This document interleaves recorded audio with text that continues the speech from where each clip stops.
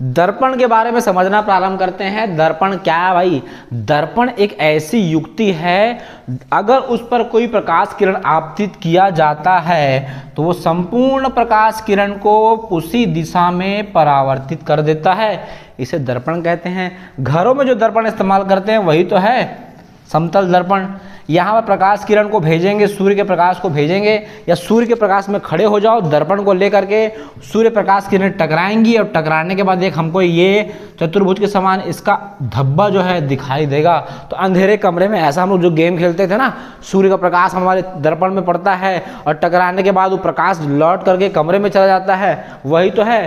तो अपने में से संपूर्ण आपतित किरण को वो उसी दिशा में परावर्तित कर देता है, उसे हम दर्पण कहते हैं। तो दर्पण के बारे में बचपन से जानते हैं, वो वाला गेम खेले हैं। दर्पण को धूप में पकड़ लेते थे, प्रकाश किरणें आती थी और प्रकाश किरणों को मोड़ के हम अंधेरे कमरे में भेज देते थे। तो ये थी कहानी।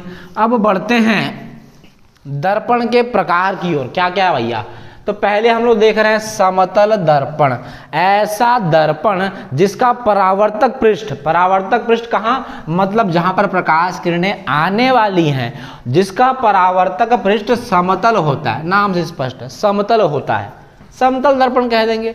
अगला आ रहा है गोलीय दर्पण। ऐसा दर्पण जिसका परावर्तक पृष्ठ उभरा हुआ होता है या दबा हुआ होता है। एक तरफ उभरा हुआ रहेगा, एक तरफ दबा हुआ रहेगा। उभरा हुआ है उसको हम बोल देंगे उत्तल दर्पण बोल देंगे, और जो दबा हुआ भाग है इसको हम बोल देंगे अवतल दर्पण बोल देंगे, अवतल दर्पण बोल देंगे। ये थी कहानी। आगे बढ़ते हैं परवलयाकार दर्पण।